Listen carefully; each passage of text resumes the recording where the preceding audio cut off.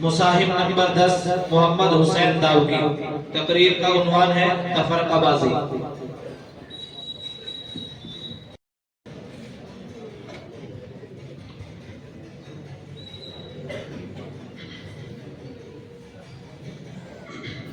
السلام علیکم ورحمۃ اللہ وبرکاتہ۔ بسم اللہ الرحمن الرحیم۔ الحمد للہ وحدہ والصلاة والسلام على من لا نبی بعدہ۔ قال اللہ تعالی فأعوذ باللہ من الشیطان الرجیم۔ بسم اللہ الرحمن الرحیم۔ واعتصموا بحبل الله جميعا ولا تفرقوا واذكروا نعمة الله عليكم إذ كنتم أعداء فألف بين قلوبكم فأصبحتم بنعمته إخوانا صدق الله العظيم۔ ایک ہو مسلم حرم کی پاسبانی کے لیے، ایک ہو مسلم حرم کی پاسبانی کے لیے، نیل کے ساحل سے لے کر تابخا کے کاشغل۔ حضرات، آج کی اس مجلس میں اپنے دل کی دھڑکن، اپنے ضمیر کی آواز اور اپنے قلب کے داعیے کو پیش کرنے کی کوشش کروں گا۔ اپنے جذبات پر قابو پا کر سنجیدگی کے ساتھ کچھ کہنا چاہوں گا۔ مجھے امید ہے کہ آپ حضرات متانت کے ساتھ سماعت فرمائیں گے۔ حضرات، آج کل پوری دنیا الگ الگ خطوں میں بٹی ہوئی ہے، الگ نسل، جدا جدا رنگ و نسل ہے۔ کوئی کسی خطے کی پوجا کرتا ہے، کوئی کسی دیوی کا پرستار ہے، کوئی کسی بت کی پوجا کرتا ہے، کوئی سورج کو مانتا ہے، کوئی چاند کے آگے اپنی پیشانی جھکاتا ہے۔ کہیں رنگ و نسل پر جھگڑے، کہیں قبیلے کی بات پر جنگ و خون دیسی کی نوبت۔ مگر افسوس اس بات پر ہے کہ وہ قوم جس کا نبی ایک، جس کا قرآن ایک، جس کا خدا ایک، جس کا حرم ایک، جس کا قبیلہ ایک، جس کا طریق ایک، جن کا نفع و نقصان ایک، جن کا دین و ایمان ایک، شریعت و مذہب کی بنیاد متحد، جن کے رہنے سہنے کے اطوار متفق، جس کی حقیقت و ماہیت میں یکسانیت، ایسی قوم، ایسے افراد، ایسے دین و ایمان کے ماننے والے حضرات بھی اس رنگ و نسل اور ذات پاک کے دامن فریب میں پھنس گئے۔ ان میں بھی رنگ و خون کے نام پر جھگڑوں کی نوبت آنے لگی، ان کا بھی آپس میں اتحاد پارا پارا ہو گیا۔ یہ بھی جاہلیت کے اس دور میں پہنچ گئے جہاں سے انہیں نکالا گیا تھا۔ نفسانیت نے انہیں بھی اس عمیق غار میں دھکیل دیا جہاں سے 1400 برس پیشتر نبی صلی اللہ علیہ وسلم نے نکال کر ایک اخوت و مساوات کا درس دیا تھا۔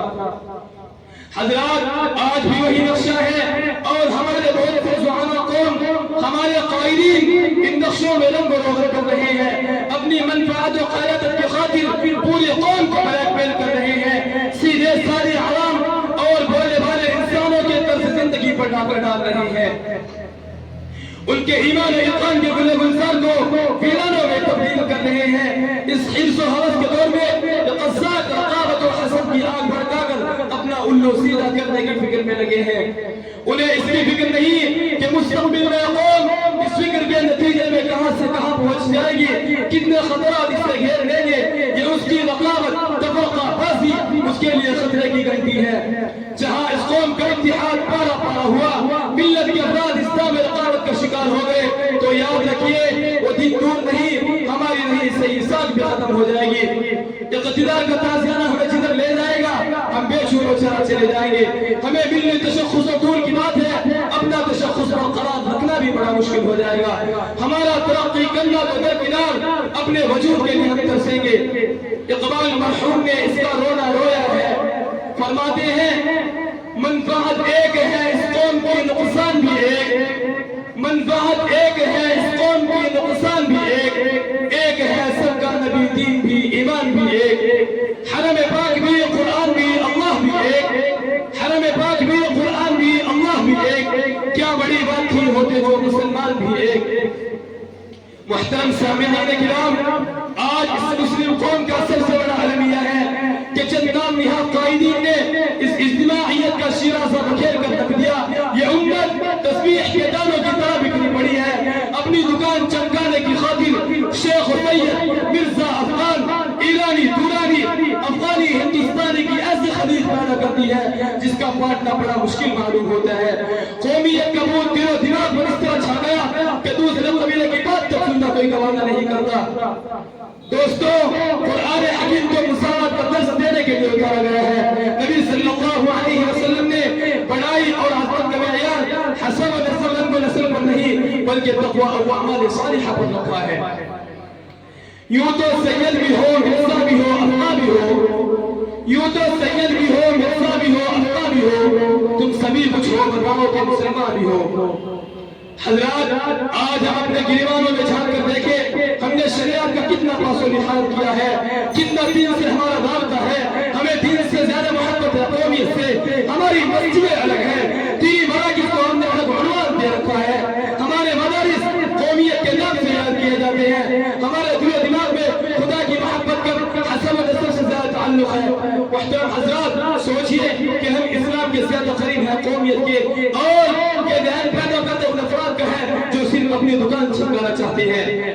اس لیے حضرات ضرورت اس بات کی ہے کہ ہم اپنے اندر اخوت ایمانی پیدا کریں, اسلامی اصول پر ہم جان دے دیں, خدا کا بنایا ہوا قانون ہماری زندگی میں آ جائے. نبی کریم صلی اللہ علیہ وسلم کو ہم قائدین کی بات پر ترجیح دیں. بتانے رنگ و خو کو توڑ کر ملت میں گم ہو جا, بتانے رنگ و خو کو توڑ کر ملت میں گم ہو جا. نہ ایرانی رہے باقی نہ تورانی نہ افغانی, یہی مقصود فطرت ہے یہی رخ سے مسلمانی, یہی مقصود فطرت ہے یہی رخ سے مسلمانی. اخوت کی جہانگیری محبت کی فراوانی. وآخر دعوانا الحمد للہ رب العالمین.